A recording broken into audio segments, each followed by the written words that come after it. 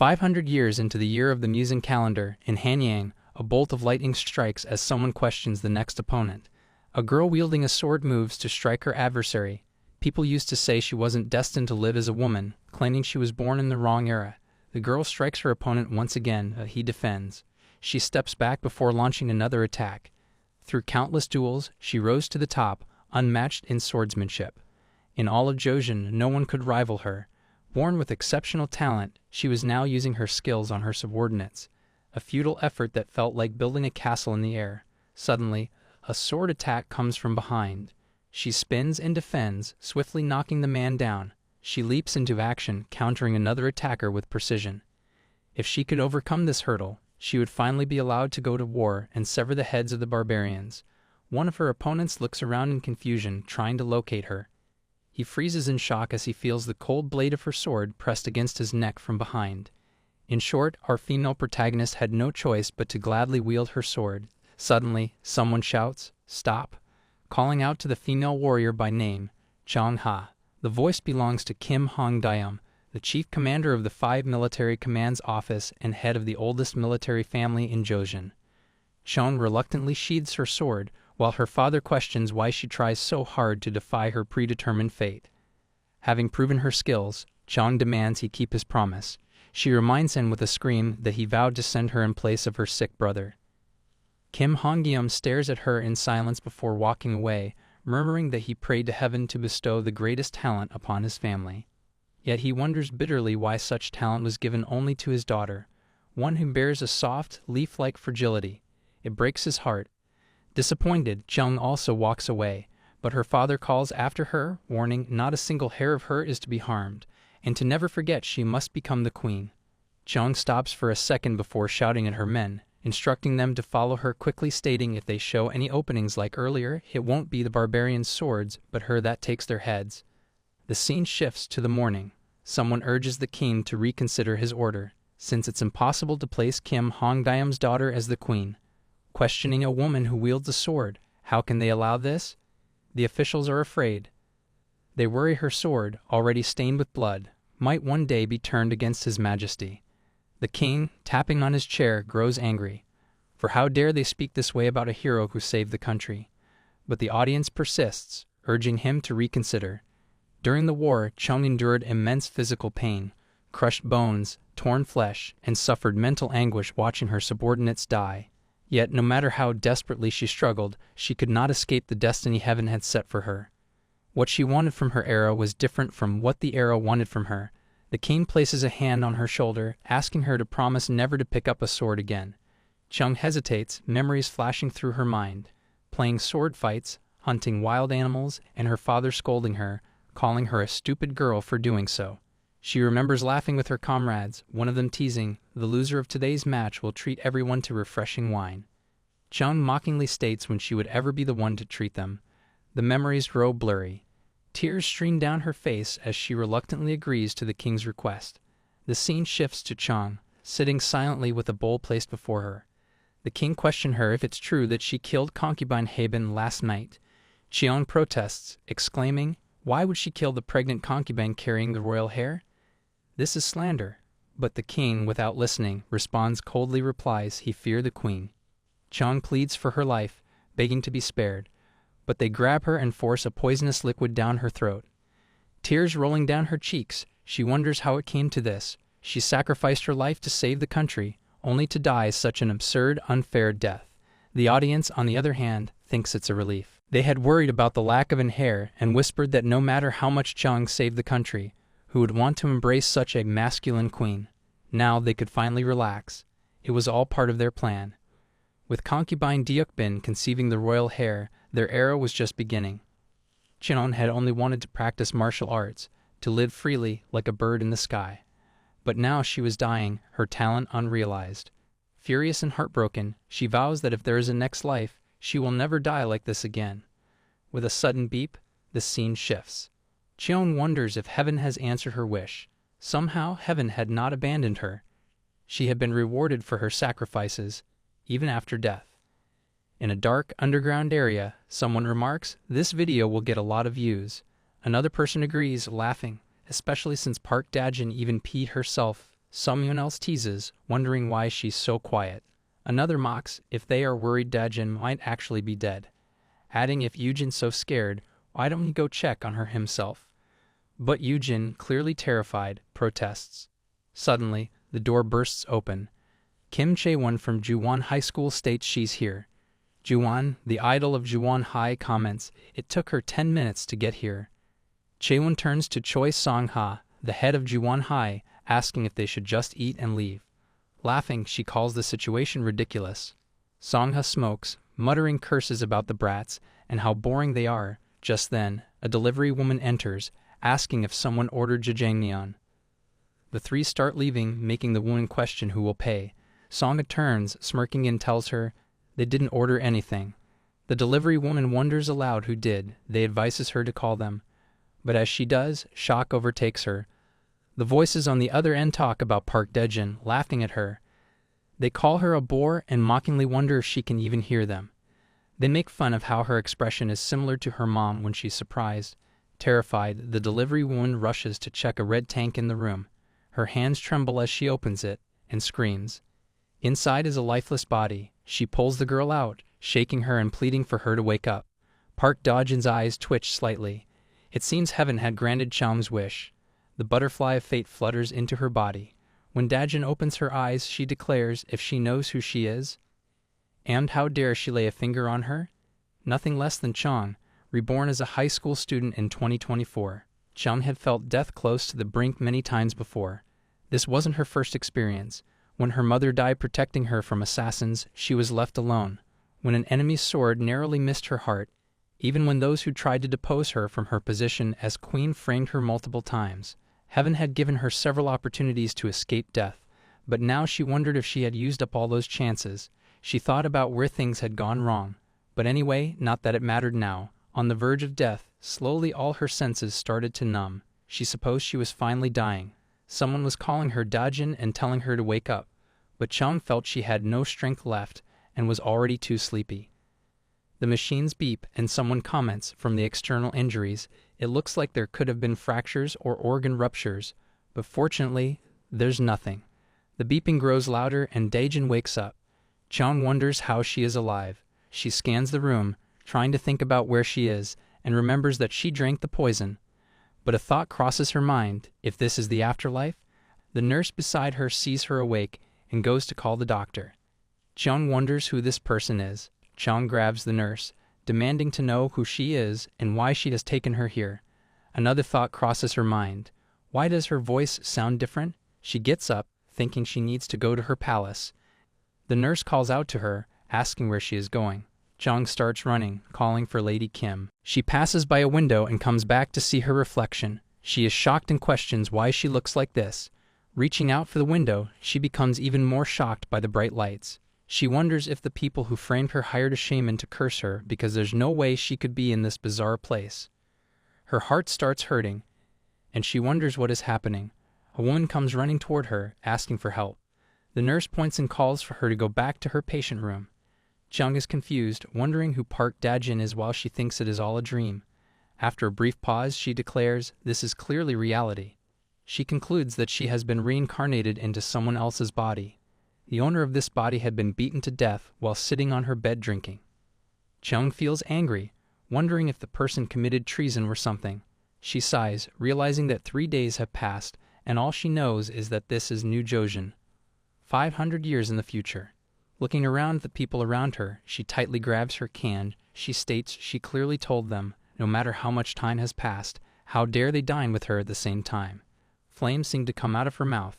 The people stare for a while before thinking that she is simply acting out due to amnesia, since they were told she had hit her head. Dajin curses them. This is so funny. A woman from behind taps her shoulder, holding a box of chicken pieces. She smiles and points out the hospital food must be bland. Pushes her to try this, even if she has forgotten everything. She wouldn't have forgotten this taste. Dajin turns her head away, but the smell of the chicken catches her attention. She tells the woman to summon the palace food taster, adding, "If that's difficult, then at least bring her a silver spoon." The woman tries the food and responds, "This is so good that one could die while eating." Dajin takes the chicken and tries it. With her first bite, she is in denial about the taste, but her eyes begin to sparkle. She has never tasted anything like this in her life. The outside is crispy, and the inside is moist. She dramatically declares, "This is amazing." She is happy over how much the world has improved, thinking that such delicious food has been created, and everyone around her starts clapping. She waves them off, as there's no need to be impressed, commenting she has always been known for eating well and not being picky with food. In fact, she was reputed as a virtuous queen in the palace. Suddenly, a reporter on the TV announces that their athlete is completely dominating the opponent. Everyone in the hospital room watches as the boxers fight.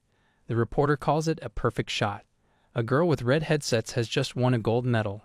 Dajin is confused over seeing a woman fighting, but gets joyful over the longer she stays here, the better it was getting.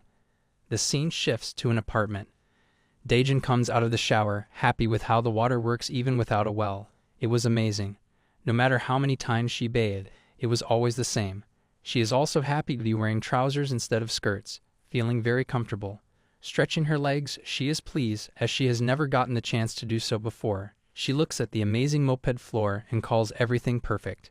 Her attention is drawn to a book on the shelf. She takes it down, noticing that it looks similar to her family emblem. She opens it and finds it is a personal diary. The diary contains entries about her past, including a day when she didn't lend her Hun clothes or asked for stolen money to be returned. The entries conclude, "My very birth was a mistake. I just want to die like this." Dajin stares at the diary. The scene shifts to the past, where Dajin is standing, all beaten up, pleading with someone to save her. They grab her hand and bully her. Song-hae starts singing, questioning why she was born if she was just going to live getting beaten up by them, pointing out how many birthday lunches are left. Someone tells Song-ha, it's the last one. Song-ha mocks to make the last one special. Dajin becomes terrified and starts pleading to be saved. Song-hae swings her baseball bat, and when Dajin starts to resist, Song-hae knocks her down. While lying on the floor, Dajin keeps pleading for someone to save her. It's early in the morning, and Dojin walks into the school, wondering if this is the place called school. She looks around joyfully, calling it amazing. She points out that it's a great world where women can study too. She means that men and women are different, and they are taught in a sacred place, shocked over how a woman bares her skin and shows off her beauty. But she snaps herself out of it, laughing and saying that she must see this world through glassy eyes to live in it. Dojin stands all alone in a corridor, unsure of where to go. The scene shifts to a classroom. Chae-won is picking her ear, clearly annoyed that because of Dojin, they were told to stay in the classroom. The teacher introduces Dojin, explaining that she suffered a head injury and doesn't remember much, and they need to help her. Song-hae stares at her as Dojin goes to sit at her chair. The girl with pink hair looks at her nervously, but Dojin is lost in her own thoughts, remembering how her mom told her there would be food at school. Mischief crosses her mind as she thinks about how they served chicken. The teacher dismisses the class, telling them to enjoy their lunch. The kids start chattering excitedly about what's for lunch, and someone answers that it's meat today. Dojin asks the pink-haired girl for a favor, explaining that it's not a difficult request. She just wants the girl to give her a tour of the school for a few days. The girl abruptly stands up, and Dojin pulls at her sweater, telling her that if she helps, she won't forget to repay the favor.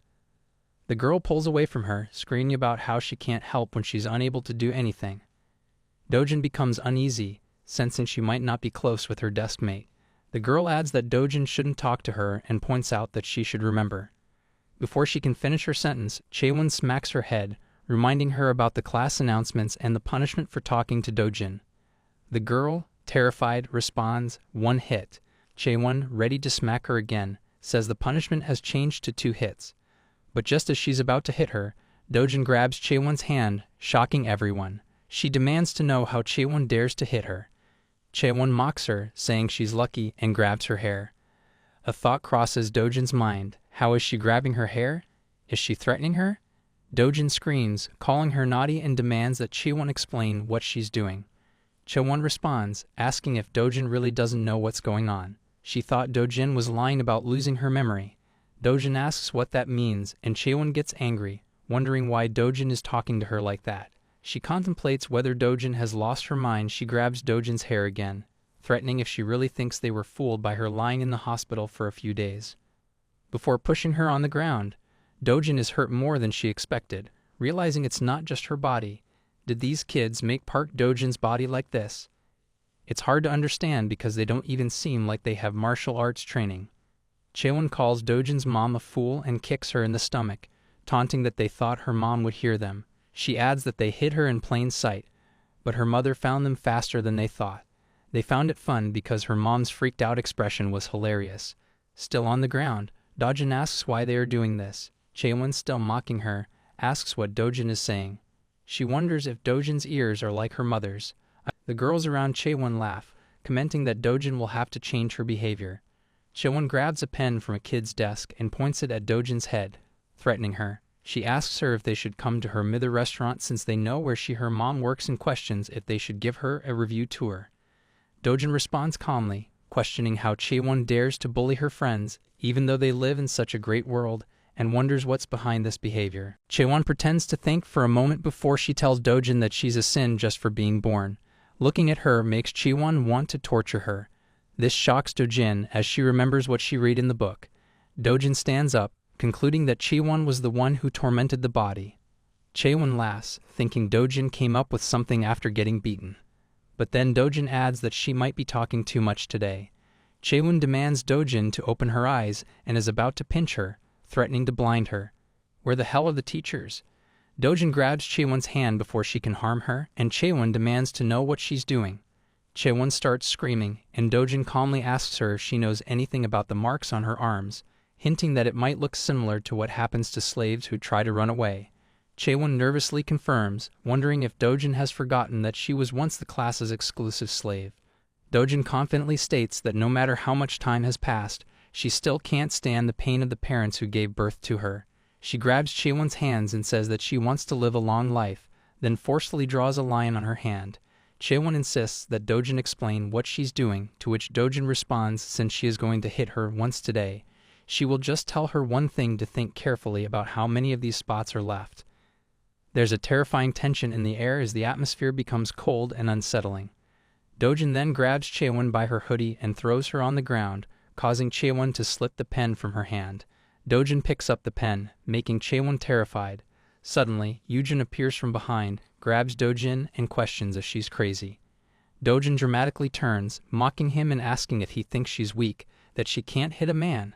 This terrifies Yujin, who freezes like a scared cat and steps back. The ones who threaten the weak are the weakest themselves. She spins the pen and points it at Chae-won's head, drawing a line on her face. Reaching her eyes, she threatens, if she ever look at her again, she will take her eyeballs out and feed them to the fish. As she reaches her nose, she threatens if she ever use this nose to follow a bad scent again, she will make her smell like blood for the rest of your life. Finally, she reaches her lips, warning if she ever use these lips to harm anyone again, she will make sure to tear them off and hang them by your ears. She tells Chae-won to remember, to value the body her parents gave her. The environment turns cold and terrifying with a look of pure fear on Chae-won's face. The next morning, everyone is walking to school. Dojin's mother is taking her there, expressing her wish that Dojin could either transfer to another school or get her GED instead. As they approach the school, Dojin gets off the bike, hands her mother the helmet, and assures her not to worry. Dojin thinks to herself, they're just kids. Back in the previous scene where Dojin confronts Chae-won, Dojin threatens her, stating it's worse than Chae-won thinks. She warns her that unless she has 2 lives to live, it would be better to beware of her behavior in the future. Fear visibly flashes across Chae-won's face. Yujin, standing behind them, is astonished at how Dojin managed to knock Chae-won down in one go. Dojin ends the confrontation by handing a pen back to the kid Chae-won was tormenting. As she turns to leave, she looks back and asks Yuna if she's coming with her or not. Yuna, confused and hesitant, stands frozen. As they both exit the classroom, Song-hae watches them leave, her gaze intense. Meanwhile, the students in the class phone Chae-won, mocking her and laughing at her expense. Outside, Dojin stretches, thinking to herself how long it's been since she warmed up like that. She then advises Yuna, if something like this happens again, not to get scared. It's advantageous to suppress the opponent from the start, tells her to strike their philtrum or uvula to throw them off. She looks back to see if Yuna understands, but to her surprise, Yuna suddenly begins shouting at her. Because of Dojin, she's screwed now, pointing they are definitely going to retaliate. Yuna cries, visibly upset, questions what on earth was she thinking. Do you really want to get hit until you graduate high school? Dojin is taken aback. confused by Yuna's reaction. Yuna continues, tears streaming down her face. She points if she is doing all this because she pretend not to know that she was being bullied, but questions her if she really thinks she was comfortable with the way things were. She did so as she had no choice. This leaves Dajin puzzled. Yuna continues, kids like them can't do anything about it. As she speaks, a boy accidentally kicks a ball toward her. Yuna screams in fear, clearly startled. Dajin notices the ball and intercepts it. While Yuna is still crying, Dajin throws the ball far into the sky, telling the boys not to scare Yuna and to play more carefully. Turning to Yuna, Dajin asks if she's okay. Yuna stares at her for a moment, startled, before she replies she is leaving. Dajin watches her go, thinking to herself, she will have to teach her martial arts. She's too sweet. I like her. The scene shifts to Chae-won, fuming with anger in the classroom. She starts cursing and throwing things around. Yujin tries to calm her down, but even he is shocked at her outburst. Chae-won turns to him, the marker stain still on her face from the earlier confrontation. Yujin, noticing this, bursts out laughing, mocks her as she forget her foundation at home. Chae-won, annoyed, explains through gritted teeth that she came straight her and didn't have the chance to fix her face. The stain drives her even more insane as she grins her teeth in frustration. Song-ha in the room tells them to be quiet. Chae-won immediately turns to her, demanding to know what their next plan is since Song-ha is the one who assigned Dajin as their class slave in the first place. Song-ha remains unfazed and tells her to shut up. Infuriated, Chae-won grabs Song-ha by the shirt, demanding to know what she means by shut up, wanting to how would she feel if she got beaten in front of the whole class. Song-ha slaps her across the face since she kept telling her to stop. She icily replies if she was her, she would have dropped out of school from the embarrassment. Mocking her luck, commenting she's still having plenty of time to fight back. Yujin steps between them, trying to de-escalate the tension, telling Song-ha how Dajin was acting really strange today. Song-ha, lighting a cigarette, smirks, responds even an earthworm squirms when you step on it, casually adding when an earthworm wiggles you step on it harder. She drops her finished cigarette to the ground and crushes it under her foot. As she leaves, she tells Chae-won to go home and fix her face, assuring she will inform the homeroom teacher, pointing out how embarrassing it is. Yujin winks at Chae-won and leaves too. Left alone, Chae-won trembles with rage. She grabs her phone, calls someone, and coldly asks for a favor. The mood shifts into an ominous, chilling atmosphere. Looks like the little girl didn't learn her lesson. At lunchtime, Dajin is excited to eat rice. As she moves through the line, the cafeteria lady gives her a dish called hooksy. Confused, Dajin asks if there isn't any chicken leg available since she prefers it with some chili powder. The cafeteria lady informs her that chicken legs will be available next week and advises her to check the meal plan. Dajin is baffled and in denial since she was craving chicken legs, her favorite. As she eats her food peacefully, some students in the canteen notice her and start whispering. One of them wonders if she is the girl Chae-won was talking about. Another girl comments she's the one whom Soo-ji hit hard because of the wrong bread. They laugh mockingly as Dajin, on the other hand, is distracted, debating whether the Pokemon sticker on her food is edible. Just as she stands up, announcing that she needs to meet Colonel Suksu and bring the canteen under control, someone throws food at her. Dajin freezes and turns around, her face blank with confusion. The students in the canteen start murmuring. A girl steps forward.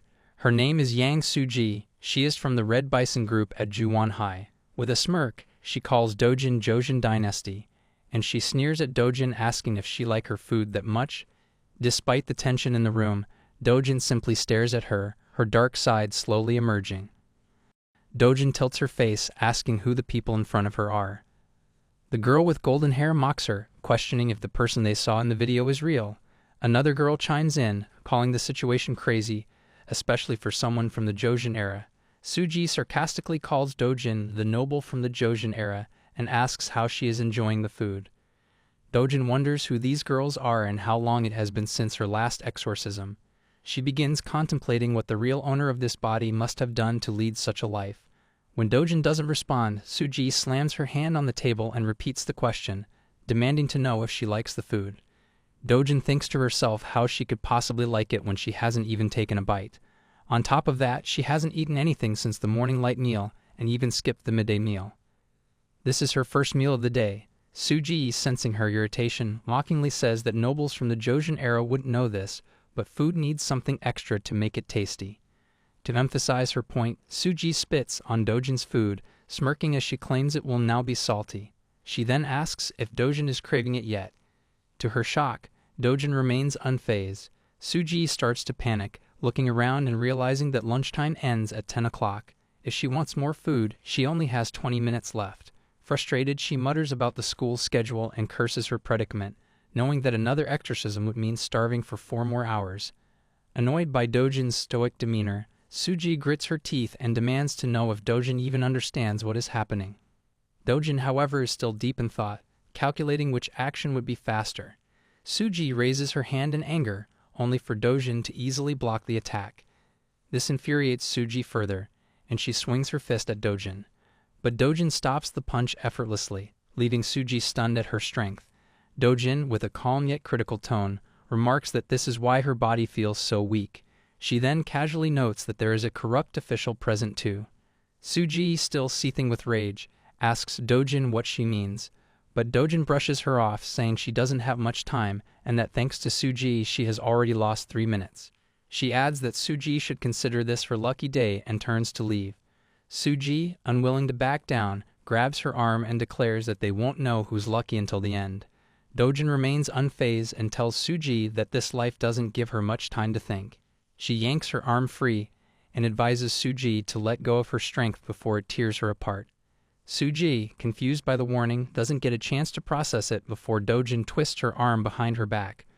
One of Soo-ji's friends calls Dojin crazy, clearly worried for Soo-ji. Soo-ji starts screaming, demanding to know what Dojin thinks she's doing and ordering her to let go. Dojin calmly examines her, noting that although she looks like flesh, her body is all muscle, solid muscle hardened to the bone.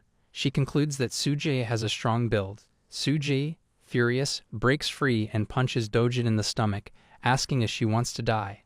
Dojin, still calm, concludes that Soo-ji is not someone who grew up in a chicken coop. Soo-ji shouts at her, demanding to know if she's out of her mind. Dojin, now leaning against the wall after the hit, puts it in simple terms. Soo-ji is a wild beast raised in the wild. An ominous atmosphere begins to settle as Dojin smirks.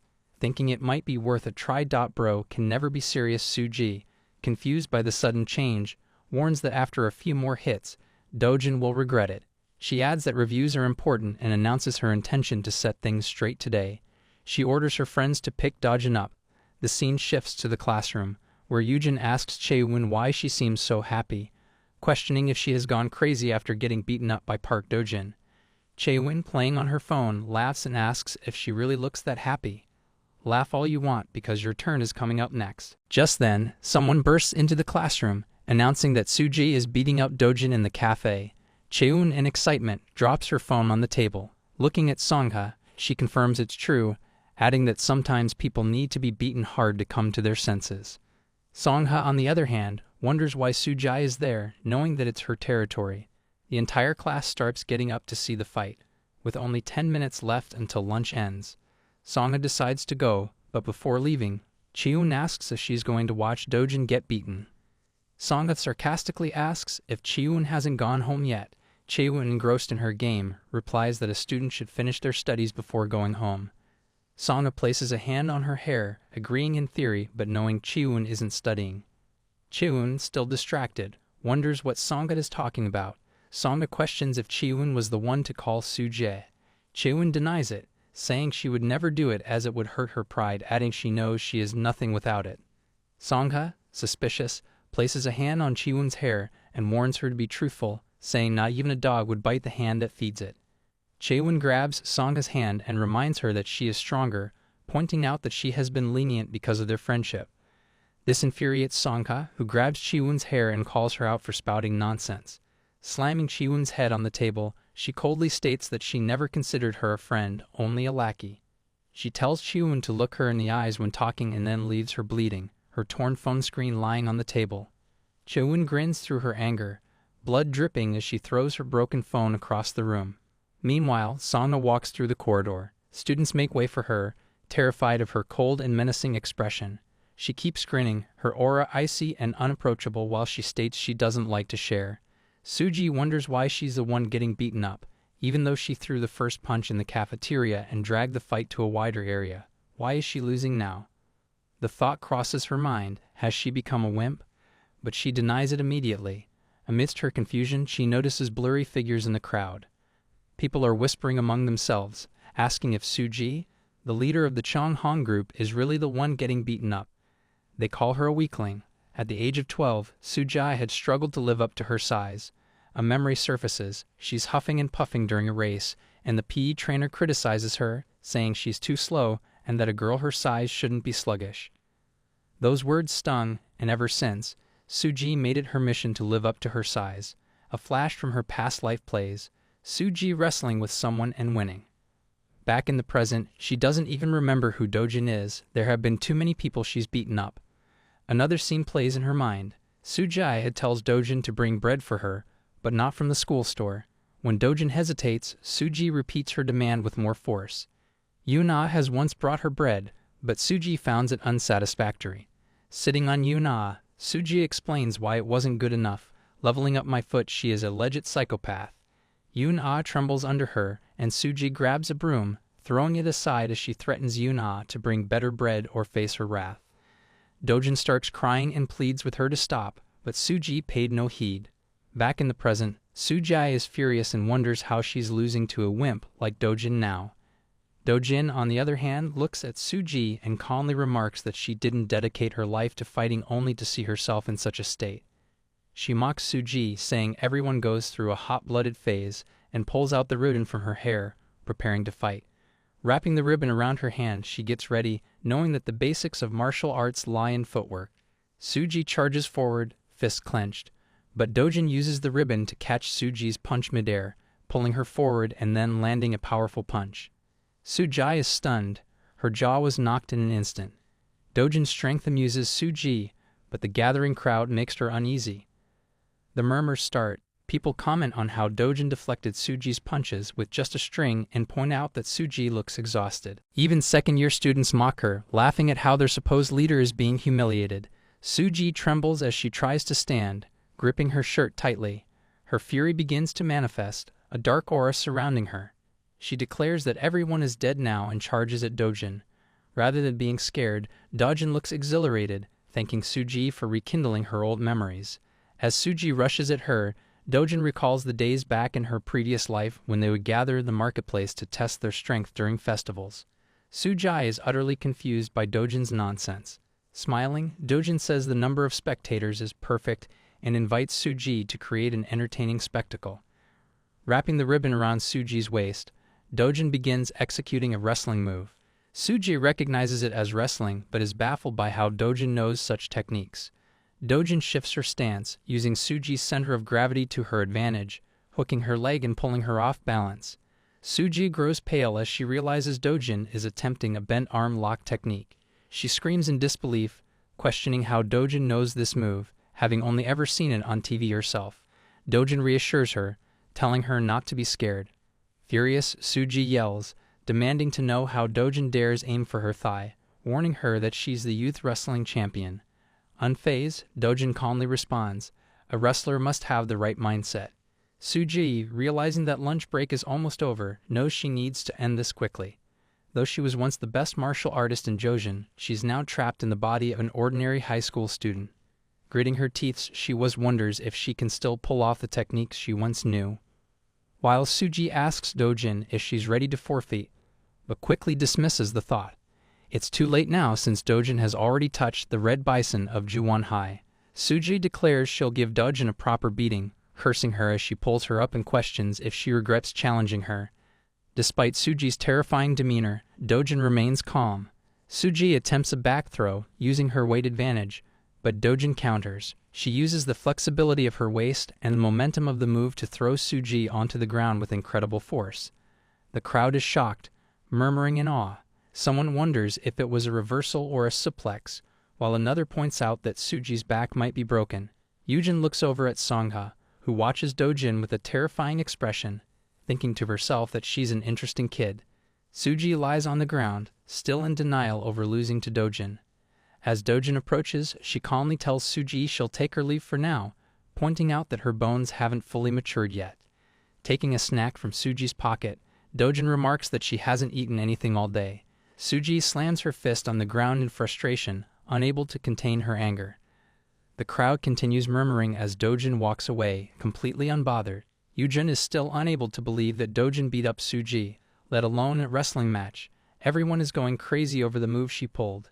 Even the upper-class students are texting Yujin, asking who she is, pointing out that they need to show her what they're made of, while sighing over how she has become a completely different person.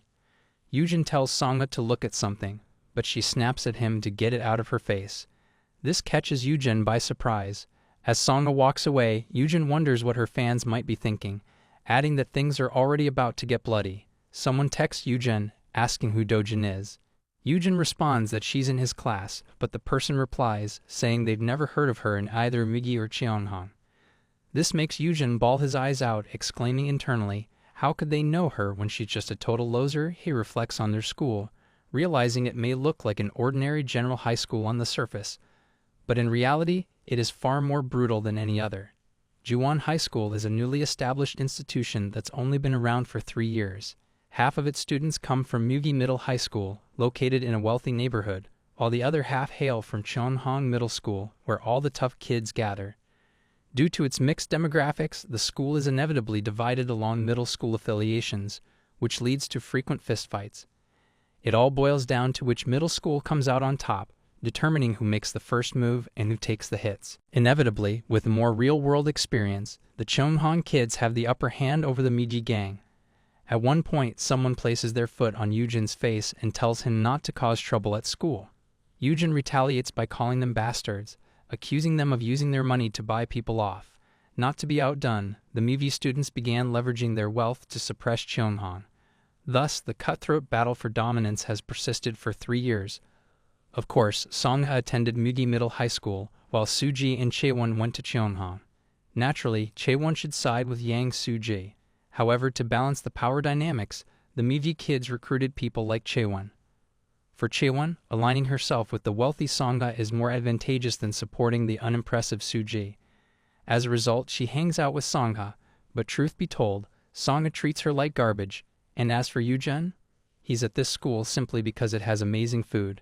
Bro, same. I love yummy food. It makes me drool so bad. Watching Dajin, Yujin suspects you might be there for the same reason.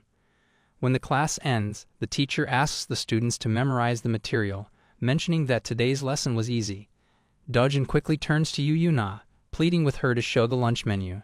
She explains that it gives her peace of mind to know what's for lunch. Yujin observes her and wonders how someone who has been ostracized could try to take over like this. The scene shifts to someone hesitating as they rub their hands anxiously. Finally, they walk in. Someone questions why they did it, stating that these days, everyone has coffee machines, so it wasn't necessary. The old man they meet notes that the woman doesn't look like a Mugi mom and wonders if she's here to apply for financial aid. This scene was so heartbreaking, bawling my eyes out. Dojin's mother stutters as she begins speaking, explaining that some kids from the same school attacked her daughter. Her stuttering causes the man to wonder why she's so nervous. Eventually, she manages to say that the attackers wore the same uniform and had the same color tags. She adds that there was a boy and a girl with short hair. The man immediately realizes it's likely Chae-won. She then describes a girl with yellow hair and mentions that she overheard her name. However, before she finishes, the man interjects, already knowing it's Sangha. When she finally says the name, he cuts her off with a strange expression and asks if she's sure. The scene shifts again as Dojin's mother leaves, with the teacher assuring her that they'll get to the bottom of it and stay in touch. However, internally, he is relieved to let her go since she couldn't even remember the names properly. He knows that the headmaster will flip if he finds out. Just then, the headmaster appears and questions what he's doing. The teacher panics, thinking the headmaster was supposed to have a meeting outside today. The headmaster, Choi Tae-kyung, persists in his questioning. The teacher finally tells him about the fight between students. When the headmaster asks if Sangha is involved, the teacher hesitates before answering yes, but quickly adds that it's nothing to worry about since kids fight and make up all the time. He assures the headmaster that everything has already been taken care of. However, with an ominous aura, the headmaster orders the teacher to bring the woman to him. Ji means widely renowned, and 1 stands for Jade Pendant. The headmaster explains that the name signifies value recognized far and wide, emphasizing that the school was not built to have its reputation tarnished by incidents like this. He then mentions Dojin's mother, acknowledging that she must be quite surprised. Dojin's mother reluctantly suggests reporting the matter to the police, reasoning that tracing the location of the call would be the right course of action. The headmaster produces a student profile and stating according to Dojin's mother, the number in question is invalid. However, he points out that there was one student who recently transferred and wonders if they could be involved. Looking at the photo, Dojin's mother recognizes a similarity and demands to go to the police station. The headmaster interrupts with a dark aura, explaining that children today are different from how they were when they were young. Even with evidence, the juveniles often avoid punishment by using the law as an excuse. He warns that stirring up a hornet's nest ambiguously like this could lead to frightening retaliation. Addressing the fact that she came to him first instead of the police, he subtly points out that she must be just as concerned about her child as they are about their school. "Concerned my foot, you only care about you school, stupid head." The headmaster advises that, since the student is attending school voluntarily for now, it's best to observe the situation carefully. He expresses regret about her daughter's amnesia, then assures her that she's welcome to visit the school anytime she wishes. After all, as a parent himself, he understands her worries. This leaves Dojin's mother feeling deeply uneasy. At that moment, Dojin comes walking out of the school. She waves at her mother, questioning how long she's been waiting, reminding her that she could have gone home alone. Her mother scrunches up her face with worry, asking if she had a good meal or if anyone bothered her since her hair is all messy. Dojin reassures her, saying it's nothing like that. Why would anyone bully her? She adds that she ate well, but her stomach growls, making her embarrassed. On the way home with her mom, Dojin reflects on how she didn't make any friends or eat properly, but it's okay because she has someone who cares for her. She looks at her mother, who is smiling. Breaking the silence, she demands chicken for dinner, announcing that her mom should prepare it for her. At dinner, Dojin notices the food and offers to catch chicken for her mother. Her mother explains that it's not fried chicken. Dojin turns angry, exclaiming that she wanted fried chicken. Her mother tries to reason with her, saying that she just got discharged from the hospital, so nutrition is important. She mentions that Dojin used to love ginseng chicken soup, so she made it in hopes of triggering her memory. Dojin, clearly annoyed, pushes her plate away and complains about having had enough of this soup in the past. She sulks, disappointed after waiting all day for fried chicken. Her mother, apologetic, expresses regret for not being able to protect her or even give her the food she likes. Tears well up in her eyes as she berates herself for failing as a mother. This sight panics Dojin, who quickly reassures her mother, asking why she's crying. She starts eating the food, saying that she really liked it back then. Her mother watches her with a warm smile. The scene shifts to a gaming cafe where Chae-won is playing a game. Her phone starts ringing loudly, and her friend nudges her to answer. Chae-won grits her teeth, clearly unwilling to pick up. Her friend insists since it's her brother calling. Chae-won, annoyed, remarks that it's a bother. Meanwhile, we see a group of people frustrated that Chae-won isn't answering her phone. Someone mentions whether Chae-won and Songha are in the same group. Soo-ji, irritated, Jij girls beside Soo-ji make her recall how Chae-won is notorious for her nickname, the Snake. Frustrated over being ghosted after helping Chae-won, Soo-ji declares that she'll kill her. At night, Dojin tosses and turns in bed, finding it cozy but feeling regretful about throwing a tantrum over food. She reflects on how there are people out there starving because they have nothing to eat and hopes the food shortages have improved now that it's harvest season. Suddenly, she remembers Soo-ji and wonders if her back is okay. She also hopes the lesson she taught Chae-won has had some effect, calling them all idiots since they're just kids. The next morning, everyone complains about having PE as their first class. Dojin opens her locker, only to find her uniform ruined. Dojin looks at her cupboard, unsure what to do. Meanwhile, the students are getting ready for class. Yuna feels confident that Dojin will not come out today either, resting assured since it is better if she does not. Dojin has been relentlessly bullied, all because she did not lend her uniform. A past memory flickers to life, showing Chae-won angrily confronting Dojin. Chae-won, annoyed that her friend wanted to skip class for the first time in a while, raises her hand and slaps Dojin hard. She accuses her of rebellion and mocks her, questioning her loyalty. Chae-won tells Dojin that they are now attending PE class together and orders her to fall in line. Yuna recalls how Dojin bled profusely that day. Yuna also knows that Dojin managed to knock down Soo-ji yesterday, but she believes nothing will change. The teacher asks if everyone is present and announces that Class 3 will play dodgeball today. This declaration makes Yuna freeze in fear. The teacher instructs them to start right away, but a voice interrupts. Dojin steps forward in her gym clothes, demanding them to stop. She apologizes for being late and pats the teacher's back, explaining that she could not find a place to change and had to maintain her composure. The teacher acknowledges her excuse and announces for the game to begin, advising the students to come to the gym room if something happens. Yujin, on the other hand, watches her closely, still wondering how she managed to come out without her gym clothes. He glances at Sangha, contemplating whether she has a plan. Behind him, Chae-won stares at Dojin, unsettled. She knows the Dojin she sees today is not the same girl who always got beaten up in front of everyone. Yesterday, Dojin's words were sharp and unfamiliar. Chae-won remembers trying to convince Sangha that Soo-ji acted alone. She had told Sangha that they were the ones in charge of Dojin, and if anyone needed to suffer, it should have been her. Chae-won, thinking it is too risky to face Dojin alone in her current state, begins plotting. She decides to push Dojin with numbers and take the initiative first. Turning to the other kids, Chae-won rallies them. She explains that Dojin is not in her right mind and tells them this dodgeball session will not be like their usual entertaining games.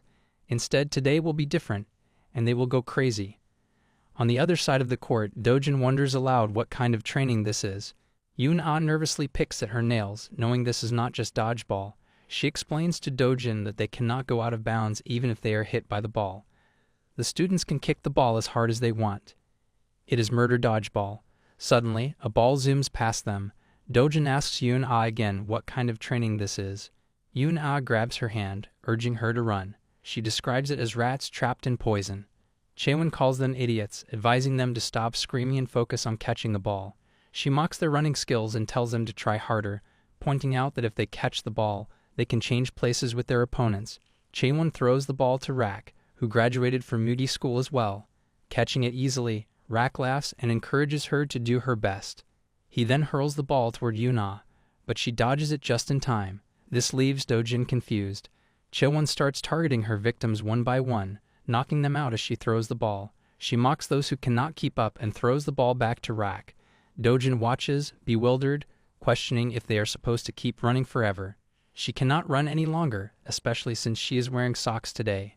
When Dojin jumps, she notices the ground becomes unnecessarily slippery, but she refuses to remove her socks. The thought of showing her feet to these lowly creatures goes against her principles. Even in Jojin, people understood the significance of foot modesty. Wow. Chae-won taunts Dojin for spacing out. Rak also warns her that if she keeps standing still, she will get hit. He throws the ball, but Dojin defends herself, instinctively contemplating whether she should take out socks or not. This surprises Chae-won, who questions how Dojin managed to block the shot so well. Chae-won realizes she needs to eliminate distractions first. She throws the ball aggressively, hitting people one by one and causing them to cry out in pain. Laughing, she mocks them, reminding them that it is her hitting them, not anyone else. This sickens Dojin. Chae-won calls the others idiots for failing to dodge or catch the ball. She reminds them that catching the ball allows them to switch places with their attackers. Dojin looks at the fallen students around her, thinking, what kind of training is this? Chae-won assures Dojin that she cannot defeat their numbers. Smirking, she declares she will continue hitting her relentlessly, making her suffer for yesterday's humiliation. She promises that Dojin will get hit over and over, unable to cross the line Chae-won has drawn. Meanwhile, the scene shifts to someone talking to their father. The person reassures their father about their leg, throwing it high into the air and touching the class number board. The father seems concerned, but he brushes it off, saying here fine dots, so we finally got our male lead. He enters the classroom and tosses his bag on the table. Looking out the window, he wonders if PE class has already begun. Removing Hwa's shirt, he opens his locker, only to find his gym clothes missing. Dojin asks her fellows if they are all right. She knows they are all banged up, so she decides to turn over a new leaf. What good are the convictions she can cling to? The guy in glasses asks her if she's all right. Chae-won is impressed to see Ji Seok still having the stamina to stand. She throws the ball toward him, mocking that he knew when to back down. But before it approaches him, Dojin blocks it. He is shocked to see her block it. She bounces the ball on the ground, questioning if she can throw the ball now too. The out team is in now, and when Chae-won and Rak believe it's their first time in here, they are confused over what Dojin is doing as she ties her laces. She throws the ball toward Rak, knowing that if it hurts, it's not flowing. He gets knocked down, Ji-seok throws it back to Dojin. Dojin believes during the time for training crossing the line. If someone's dared to be arrogant, they will pay the price of their actions. While Chae-won goes to catch the ball, Dojin jumps up in the air and throws the ball toward them, knocking out 2 people at the same time. This makes Chae-won furious. She realizes how much her athleticism has improved while she was in the hospital. Yesterday wasn't just luck when she took down Soo-ji. Yuna is impressed by Dojin's jump too. The ball comes to Yuna now, and she wonders if she can pass this. She throws it with very light energy, making Chae-won please. At this rate, she's practically passing it out. But to her shock, Dojin again jumps to catch the ball, making Dojin very amused, wondering not to mess with her, unable to believe when Dojin catches the ball. She knows it's not just concentration on the ball but pure raw athleticism and reflexes. Dojin balances her center of gravity by putting strength on her toes and right hand. If it were an ordinary person, they would have fallen without even thinking about balance. Dojin throws again, knocking out another one. This makes Chae-won very furious over the fact that they are unable to catch a single ball. Chae-won huffs. Ji-seok stands there, admiring Dojin as it feels like she is striking the nearby opponent with her bare hands. Chae-won is fuming, denying it. She's so pissed off that she could die. She doesn't want to be humiliated in front of Song-ha again. She looks at Song-ha, and Song-ha waves her off. Chae-won grabs her head, commenting this isn't right. This isn't how it's supposed to be, wondering they haven't had a real fight yet. She is scared for no reason. Chae-won comments that it doesn't matter if it's class, she will just beat her up. She grabs Dojin by her shirt, asking if she's hopped on something since she's been acting up since yesterday. Dojin, unfazed, demands that she show some respect while training. Chae-won pauses before stating that, besides, aren't there a lot of people watching them? Mocking a truly strong person is someone who can win without crossing the line. She grabs Chae-won's hand, then pushes her inside the circle, making Chae-won grit her teeth. Dojin tells her she can grit her teeth all she wants since it's the best medicine, swinging the ball to give her plenty. Chae-won looks at the ball, thinking she has to catch it but wonders why it's so fast. When the ball hits her face, she gets knocked to the ground. The ball bounces back to Dojin. Chae-won calls her crazy, and Dojin again throws the ball to her, reminding her of what she told her yesterday, that she should cherish the body her parents gave to her. Dojin comments as she bounces the ball, a good student follows their elders' teachings. As she is about to throw it, she screams if Chae-won knew who she was to force her to reveal her precious foot, and throws the ball to hit her face. Chae-won then pleads for her to stop. Getting the ball back in her hands, Dojin states, Song-ha is the only one left. At the same time, a figure strides confidently toward them across the ground. Song-ha smirks, finding it intriguing. Dojin joyfully tells Song-ha to get ready to catch or dodge it if she can. Song-ha's attention is caught, and she glances backward, a sly smirk spreading across her face. Everyone around starts gathering near Sung Sae-woo, their shock evident as they register his sudden return to school. Dojin stands poised, ready to throw her final shot, but just as she's about to release the ball, a strange uneasiness washes over her. To the spectators' utter disbelief, Sung Sae-woo strides forward and kicks the ball out of her hand with ease. With a cold, stiff expression, Sung Sae-woo demands to know who Dojin is. His gaze drops to her clothes, and he demands an explanation for why she is wearing his uniform. Without waiting for a response, he grabs her face and orders her to take them off immediately. He is the infamous mad dog of Juwon High School, Sung Sae-woo. The two stare at each other in complete silence. Dojin's thoughts race as she takes in his towering figure. To her, he looks strong enough to wield a spear and tall enough to command attention. His long arms seem fit to draw a bow far, and his deep, sharp eyes are unwavering, radiating intimidation. She has never encountered anyone like him before, and the thought crosses her mind. Is he still a boy? Or is he already a man? He breaks the silence with a cutting question, his voice low and sharp. He wants to know if she's not afraid of doing it again. His words puzzle Dojin, making her wonder what he could possibly mean by again. Slowly, she pieces things together and realizes that the uniform she's wearing must belong to him. She explains hurriedly, telling him she found it in her locker and tried it on. Her explanation does little to appease him. His eyes narrow, as if offended by her audacity. Without warning, he grabs her face, holding her firmly in place, and asks if she thinks this is funny. Dojin, angered by his boldness, resists and snaps at him, calling him impudent and demanding that he let her go. She adds sharply that she doesn't hesitate to hit men. Sung Sae-woo doesn't flinch. Instead, a mocking smirk tugs at the corner of his lips, and he responds coolly that it's good because he doesn't hesitate to hit women either, especially those who don't understand their situation. His tone is biting as he adds, almost tauntingly, that she can go first. Dojin's thoughts burn with irritation. How rude. Handsome, sure, but with zero manners.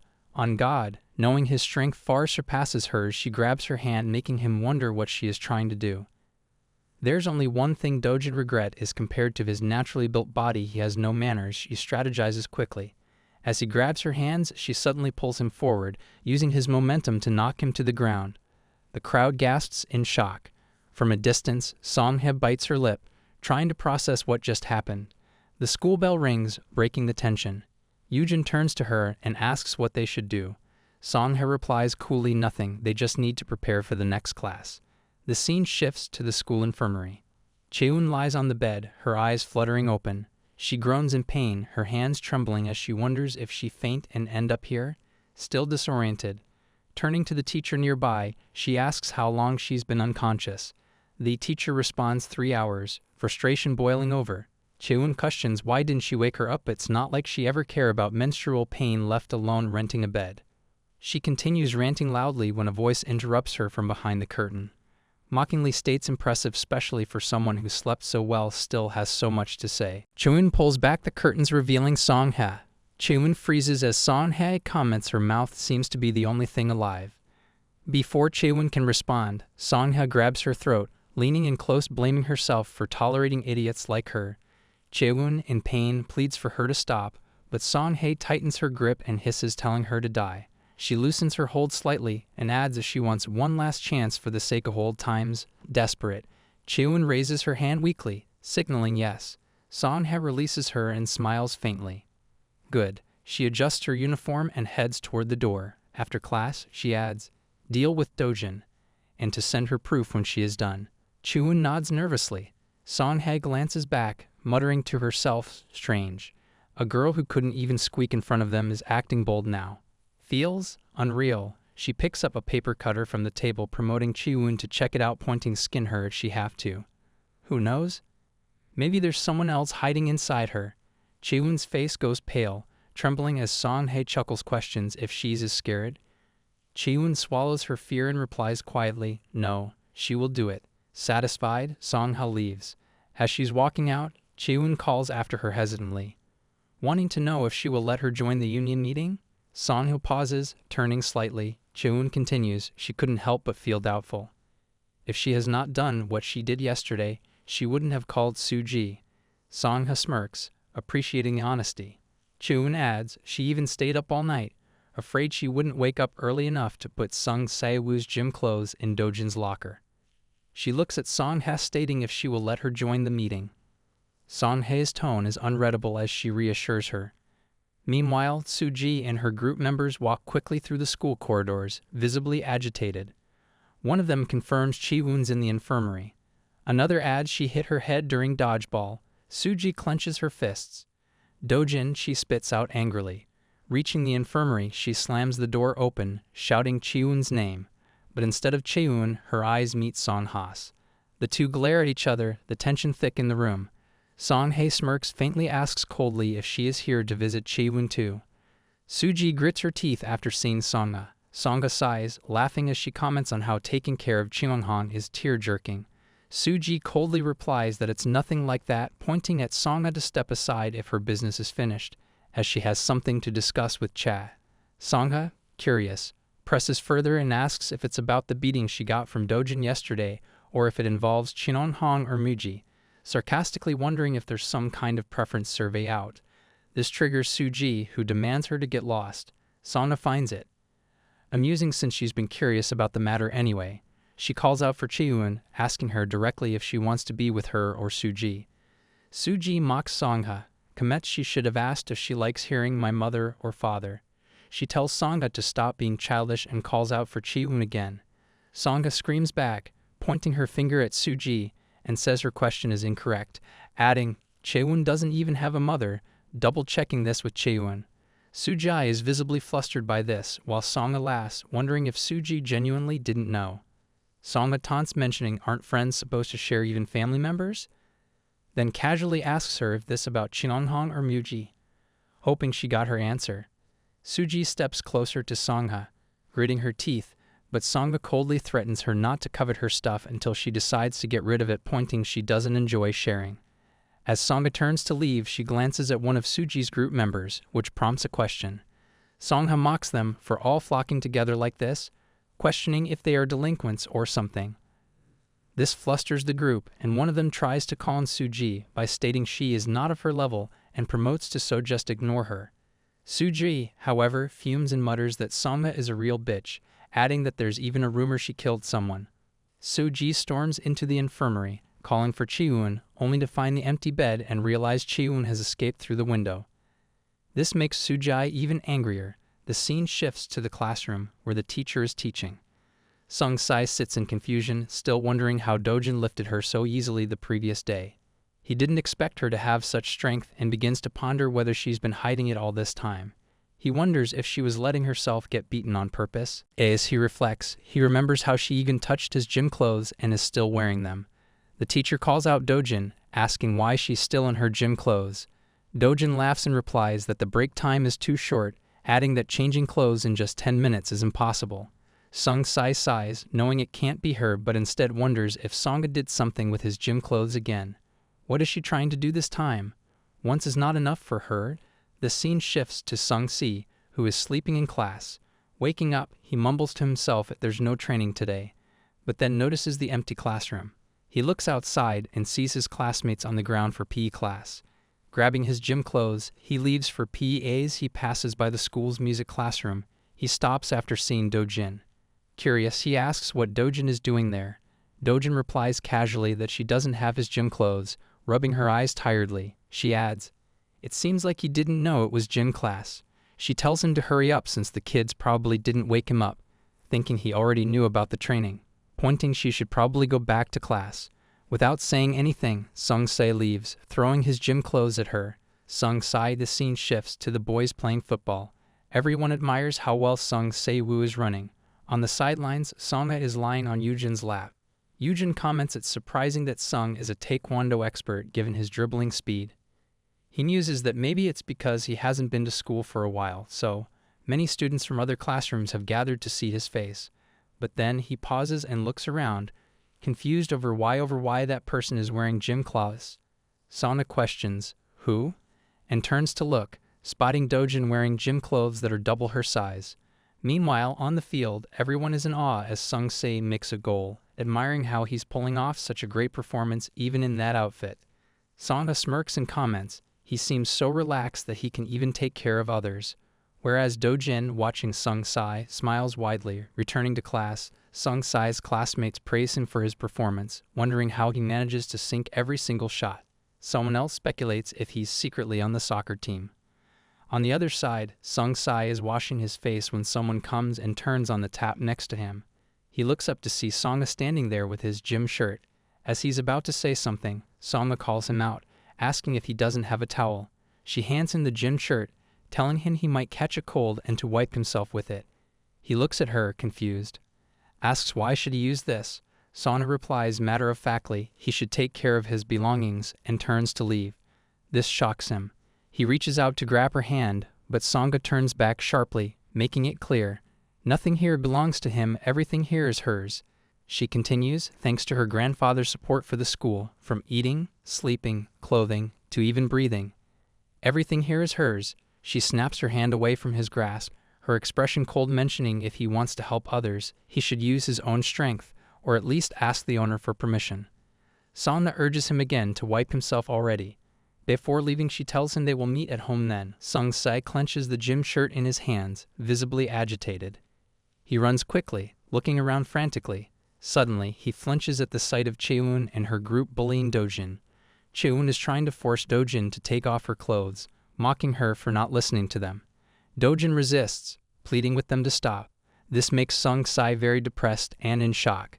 Suddenly, Dojin catches sight of Sung-sai standing there. Their eyes meet, and Dojin shuts her eyes tightly, tears streaming down her face. Back in the present, Sung-sai stares at Dojin and sighs deeply. The scene shifts to Chae-won standing in an alley. She curses Songa under her breath for bringing up someone's dead mother in front of Soo-ji. Lighting up a cigarette, her hand trembles as she wonders how Songa even knew about it when she herself has never seen her before and never mentioned it. Chae-won throws her lighter in frustration, muttering, "When will Dajin come?" She glances to her side, thinking about how class must have ended already, but ponders aloud, where did Dajin get that kind of strength? She finds it strange how Dajin counterattacked without any leverage, because she had seen it all with her own eyes. Snapping herself out of her thoughts, she is suddenly distracted by someone singing. It's a secret. A girl with a flashy bag appears, introducing herself as a new member of the WGS band. Yuna, excitedly, talks about how good the new album from Rabbit Girls is. Chae-won mocks her, calling her out and putting her hand on Yuna's shoulder. After a tense moment, Yuna nervously tells Chae-won that Dajin doesn't have her phone. Chae-won narrows her eyes over lying and threatens her if she wants to get hit. Yuna, on the verge of tears, insists it's true since she hasn't seen her with it since she came back to school. She might have already gone home on a motorcycle. This leaves Chae-won speechless. A motorcycle? Chae-won is unable to comprehend how Dajin could already be riding a motorcycle. Chae-won mutters if Dajin leveled up or something, or maybe she even got a scout offer, starting to panic as she wonders if she did something wrong. Yuna nervously repeats, Dajin really went home. She begs Chae-won to let her go, but in her mind, panicking she needs to see the Rabbit Girls concert today. If she doesn't leave now, she will be late. Yuna eyes Chae-won warily, deciding that ramming through her might be the fastest way to escape. But she quickly abandons the idea, realizing Chae-won is the type to chase her to the ends of the earth. Instead, she tries a different approach and politely states to her she is getting a little too excited.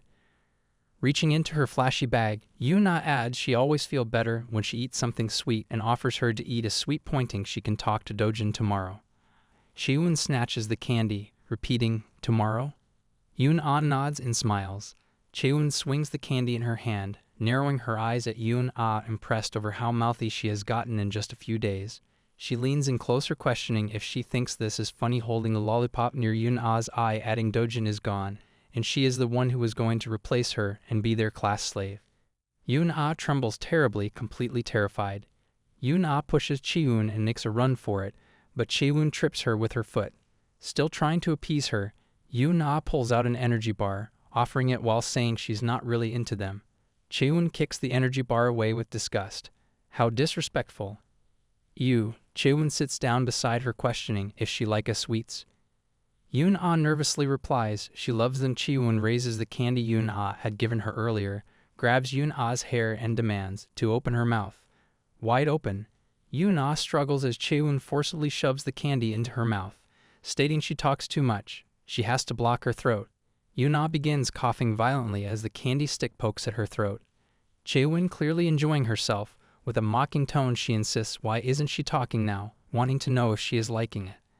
Out of energy and unable to speak, Yuna collapses onto the ground, vomiting the candy out. Chae-won grabs the remnants of Yuna's hair and mutters, boring. Suddenly, Chae-won's phone starts ringing. It's Rak. She picks up and informs him coldly, Dajin doesn't have a phone herself, promoting him to steal a motorcycle and come here. Meanwhile, Rak is sitting in a shop, leisurely ordering food. Jajangmyeon, jampong, tangshriek, and add the complimentary dumplings. Dojin's mother, who works at the shop, asks Rak if he plans to eat in the store. Picking his ear lazily, he replies, she will have to deliver it to the address he will write. As he finishes his order, his eyes catch the keys hanging on the wall. The scene shifts to Dajin, struggling to pronounce the word hungry. It had been 10 days since she arrived in this world, and English characters were still unfamiliar and difficult for her. If there was one area she had adapted to quickly, it was food. She sniffs the air, her nose catching the savory scent of a tteokbokki stall. She calls out perfect, her stomach growling. Approaching the owner, she asks for the name of the dish and orders a bowl of it. As she eats, she finds the rice cakes delightfully chewy and the spicy red sauce rich in flavor. A delicacy, she exclaims, considering for a moment if she should appoint this chef as her royal cook. For the past 2 days, countless people had tried to take over her body. She concludes that the owner of the body must have been an ordinary high school student, helpless and bullied. Even as a queen, she herself had been a victim of wicked plots and pressure. Muttering the prime minister was the mastermind. Looking at her arms, she muses, who could be the mastermind behind such a wicked assault on Dajin? Anyone with a brain wouldn't put themselves out in the open. Suddenly, her thoughts are interrupted as her mother runs toward her, looking worried. Dojin shouts she is back from school, mentioning she bought tteokbokki with the allowance she gave her. It had been 10 days since she arrived in this world, but if there was one thing she still couldn't get used to, it was people looking her in the eye. As Rak rides by on a motorcycle with her mom's bike, he locks eyes with her. She walks to her mother worried if she is okay. She hands the tteokbokki to her mother, stating she will be right back with the motorcycle, promoting her to eat it before it gets cold. Dojin enters the store. Her expression shifts when she sees food thrown all over the floor. Walking to the counter, she notices the address Rak wrote on a piece of paper, the parking lot with the red roof. She grabs the paper, crumpling it in her hand. At the parking lot, Rak is recounting the scene to his friend with amusement that the woman was in the middle of making the tank shiak when he started the engine and ran out like crazy. He mimics the woman's panicked reaction, making his friend laugh. The friend chimes in wishing to see it too. Rak smirks, hitting his fist against his palm, explaining he really held back today because of someone when he should have gone trash that store. His friend agrees, adding, "It's good we didn't cause a big scene without Song-ah here today." Chae-won sighs, rubbing her forehead to end this already. Nearby, Yuna sits slumped against the wall, bruised and trembling. She was in great pain, pondering if this what Dajin felt. Rak and another girl grab Yuna, who pleads weakly to stop ignoring her. They burn her hand with a cigarette. Rak announces slave authentication complete. He glances back at Chae-won, who smirks approvingly. At that moment, Dojin enters the scene, silently placing the delivery food box on the ground. Her voice cuts through the tension as she comments coldly, "This is why he ordered so much food, because there's not just one throat to fill." Such a nerd, that's Yuna's nickname. A scene from the past unfolds. Some students are gathered at a bus stop wondering where Yuna is while they decide to take a picture of all 4 of them today. Suddenly, Yuna calls out to them from the bus stop. The group turns to her, getting visibly annoyed at what she's wearing. Yuna waves at them happily, wearing a band t-shirt. They begin commenting on her clothes, calling them embarrassing and pointing out how she sticks out. One asks mockingly if they should just leave her. Dumbass is another nickname her friends casually use for her, but Yuna looks downcast, explaining softly that it's her most cherished outfit. Confused, she asks if they really think it's weird. She came dressed to match TOP. The group laughs, mocking her, if she really did that on purpose. This was her only hobby, and her friends hated that side of her. She had been ostracized for a long time, and the ominous environment thickened as everyone criticized her for being such a hardcore fan, mentioning not to go around telling people they are her friends. A scene is shown where Yuna secretly watches Dojin getting bullied. Yuna eventually leaves Dajin behind. She thought she would never see Dajin again, but Dajin reappears, seemingly as a different person. On the other hand, Dojin states there's something they don't know. They're prepaid here, but since it's cold, she won't charge them, and whoever's with her lock's eyes first gets to eat first. At that moment, Yuna screams loudly in pain, catching Dajin off guard. Confused, Dajin turns to see her partner there. Dajin opens a box and demands to know what's going on. From theft to hostage-taking. What is this nonsense? Calling it Amd incredulously act. She accuses the others of holding Yuna hostage to call her is their plan, then they've got it all wrong. Dajin snaps. She's not her friend, demanding them to let her go. Rak smirks, wanting to know what if they don't. On the other hand, Yuna mutters to herself that it's true. She isn't qualified enough to be anyone's friend. With that, Dajin takes a helmet and puts it on Yuna's head. Rak rolls his eyes, finds it annoying, demanding to know why she brought food when he doesn't eat cold food. Dajin calls Rak a jerk, staring him straight in the eyes as she throws food in his face. Rak starts screaming. It's incredibly spicy. Enraged, he charges at her since she hit him first. He shouts, "He hates jambong."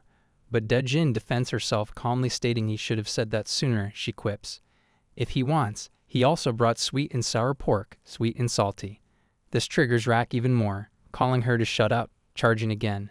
But Dajin successfully defends herself, snapping back in her day. If someone dared to look her straight in the eyes, she gouged their eyeballs out. She lands a direct punch on Rak's face. The Bun girls panic, pointing to Chae-won if she isn't going to help him. Believing Rak will lose at this rate, Chae-won replies her to hold on. She needs to check something first. Rak groans, clutching his nose, thinking it's broken. He cries out, his eyes were burning, making him unable to see anything. Watching Dajin take something out of her bag, he panics, pondering if she is going to throw something again. Desperate, he turns to grab her, but Dajin senses it. Looking back, she swings the box at him, his face getting stuck between its partitions as she drags him along. Rack tries to stop her, but she's too strong. Finally, she throws him onto the ground. She taunts him if it's good, even when it's cold.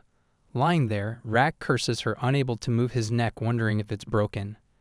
Dajin approaches with a dark aura, her voice low, threatening him to keep his eyes down in front of her. Terrified, Rack doesn't resist and looks down. Dajin demands to know, who was it? Who wanted to make eye contact with me? Rack's face twists into a look of dread. Meanwhile, Soo-ji and her members are walking through the parking lot. Someone comments, Chae-won must be too embarrassed to even come to school now. Another chimes in, as if she's going to climb out the window. Soo-ji grits her teeth. She can't give up. The golden-haired girl questions, what's the deal with Song-ah, and why is Soo-ji so obsessed with Chae-won? Another agrees. Even if they bring Chae-won to their side, she'll just be useless. Soo-ji stops question who said Chae-won is a weakling, asking them if they have ever seen her fight. Back to the fight scene. Chae-won is being beaten up by Dajin, shocking the others. Soo-ji's eyes widen. She acknowledges Chae-won as a real fighter, not a weakling. Dajin pulls down her sleeves, stating she has already told her everything there is to know about the scars on her arm, promoting her to think about the scolding she got today. But Chae-won retorts, telling she is the one who needs to think. Soo-ji, on the other side, asks her friends if they know who Kim Chae-won is, the World Youth Kickboxing Champion, declaring Chae-won's is her sister. Chae-won steps forward, questioning Dajin if she thinks the scars on her arms are the only thing she have got. Dajin stands silent. Soo-ji continues, explaining that Chae-won, who grew up under Kim Chae-won, specializes in certain techniques. Chae-won kicks high toward Dajin. She knew it. Chae-won is curious about why Dojin isn't using her legs. Weight is her weakness being exposed right now, and by her, of all people, the intensity rises. Chae-won's brother once told her if the moment comes where you absolutely have to fight, get hit first, and then start. She honestly thinks Dojin has been putting up with this for far too long. She was also taken aback. Who would have thought that a wimp like her had such hidden power? Knowing that if she keeps hitting her like that, Dojin will eventually collapse, Chae-won wonders why Dojin isn't using her legs. Finally understanding her opponent's weakness, Chae-won believes she won't miss the moment to deliver a proper blow. She kicks high, still questioning why Dojin isn't using her legs. Dojin is confused about this too. Chae-won admits to herself that she doesn't really know the reason either. To be precise, it's as if she's unconsciously not using them. Scratching her ear in confusion, Chae-won wonders if her next move should be with her right leg or her left. She kicks again, and Dojin experiences excruciating pain that pierces through her bones, making her wonder if it's a calf kick or some other advanced technique. Chae-won, now fully ready to fight, notices Dojin's weak legs. They look so fragile that she feels the urge to kick them once, convinced they might break with the slightest touch. When she does, she has a chilling thought. It seems she might have broken them that day. She kicks at the damaged bone in Dojin's leg, forcing Dojin to remember that day before the owner of this body died. Chae-won knows that no matter how much she has changed, a kick to the stomach won't fix bones with gold. Soo-ji, one of the members watching, places his foot on Yuna and hypes Kim Chae-won as the head of Cheonghwan, adding she won't lose. Yuna trembles, fearful for what will happen to Dojin. Rack, however, is relieved to see Chae-won back in her senses. Chae-won, the hidden head of Cheonghwan, has earned the nickname Cheonghwan's Cheetah. The scene shifts. A commentator announces, in a moment, the match between Juwon High School and Gilwa High School will begin sharp at 7 o'clock. Please take your seats. Soo-ji's members, unable to believe it, scream, Cheonghwan Cheetah. They wonder if the rumors about Chae-won true. Soo-ji nods, but the girl from their group responds she feels like she has heard that name before. She recalls that Chae-won was briefly famous in the first semester of their third year in middle school, only to be forgotten. Another member pokes her, pointing out it's true that was when Soo-ji fought with the Gilwa girls and Kim Chae-won stepped in to help her. A past scene is shown where Soo-ji is huffing behind Chae-won, and Chae-won asks if Soo-ji is the girl who always gets beaten up by everyone in their neighborhood. Knowing she's losing to the Gilwa girls in front of her, Chae-won demands the Gilwa girls to come charge at her, unable to believe it. Soo-ji's members speculate if they won back then because of Chae-won. This reasoning makes them question why Chae-won has been keeping such a low profile all this time. With her level of skill, she could have ruled Cheon-han without lifting a finger. Nervously, Soo-ji explains, "It's a personal matter." Her hands tremble at the thought of Chae-won and Dajin fighting again. She tells them Chae-won will definitely win and explains why she's called a cheetah first, because she's incredibly fast. Chae-won charges toward Dajin, admiring the strength Dajin still has to stand. She tells Dajin she doesn't have to act tough. Like a cheetah running on the savannah, agile and fast, Chae-won comments, "There have been plenty whose legs I've snapped." And she doesn't mean just one or two. Her top speed is incredible. Dajin grits her teeth, surprised at how much faster Chae-won is than she expected.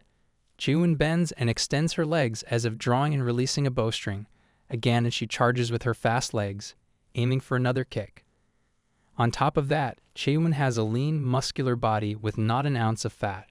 Her legs are long compared to her height, and her back kick, a move where she extends her legs straight, requires immense lower body strength. Creating distance to lessen the impact, Dajin observes her carefully. Chae-won waves her to come closer, pointing out that Dajin doesn't have much time left. Cheetahs have teeth too small to crush their prey's windpipe. She kicks high again, but Dajin dodges it. Chae-won focuses on her opponent's weaknesses and doesn't let them go. Dajin grabs a metal sheet as Chae-won raises her leg for another kick. Defending herself with the sheet, Dajin wonders, "What's with all this nonsense?" Chae-won apologizes, saying it was a feint. She knows she doesn't let go once she bites. The exhaustion and confusion are visibly seen on Dojin's face. Chae-won tells her not to dodge it, mentioning just to take a few hits since there are only a few left. Dajin knows it's not easy to deal with low kicks due to their height, and this is a different style than what she's used to. It's throwing her off. Chae-won points out as she is not curious how many times it will take for her to break Dajin's bones. She kicks again. Dojin knew she was aiming for her tibialis anterior muscle. According to Chae-won's calculations, it will take 3 kicks. She charges for the next one. Dajin realizes that with this level of intensity, Kim Chae-won's strikes are incredibly powerful. However, Soo-ji mentions, there's a condition for Chae-won's victory. She has to overcome her own limitations. Like a cheetah, she has low stamina. Dajin notices Chae-won putting all her energy into the kicks, but she seems to be running out of strength. Chae-won is so focused on her opponent that she doesn't even realize she's out of breath. She kicks for the second time, but Dajin grabs her by the neck. Still, Chae-won delivers the final kick. Chae-won knows she has to finish this fight quickly. Confused, she wonders why Dojin's leg didn't break, and on top of that, she's unable to breathe because of Dojin's grip. Before she loses her judgment, Chae-won kicks again, but Dajin still stands there unharmed. This makes Chae-won uneasy as Dajin laughs. Chae-won menads, "Ro-no, why is she laughing?" asking her to let go. On the other hand, Dajin wonders if she isn't curious how long she can endure in her grasp. Wanting to know how many more minutes can she hold out, Chae-won pleads with Dajin to stop, but Dajin throws her beside the wall. Chae-won curses Dojin's name, yet she's confused about what Dajin is doing. Dajin bends down and explains that when she first woke up in this body, her entire body ached. At first, Dajin thought it was because the body was naturally weak. Pointing out Chae-won's kick, Dajin comments if that's her technique. She continues, mentioning that when it came to kicking, no one in the Joseon dynasty could match her. Rak cuts in, stating that after observing her movements, this is something he learned as a child. Dajin knows she can't use her strength like she used to. Chae-won struggles to get up, looking for a counter, but when she glances at her bruised leg, she sees her shins throbbing from kicking too hard, making her unable to kick anymore. She plans to punch Dajin instead, deciding she needs to knock her out in one shot. Dajin admires how strong Chae-won's legs were from their earlier encounter. She stops Chae-won's attack with her hand, adding that she needs to borrow her legs for a second and telling her to hold on tight. Dajin jumps, using Chae-won's legs to propel herself, and delivers a kick to Chae-won's chest, sending her to the ground. Rak, amazed, recognizes the technique as ball shingi. Everyone is stunned by the scene, and Yuna cheers enthusiastically for Dojin. Chae-won, recalling her brother's words, "Once is enough," pushes herself to go again. Dajin grips her hand mid-attack, annoyed that Chae-won is still staring her straight in the eyes. Dajin extends her hand mockingly, asking if she should knock her out as she prepares to go for her ha.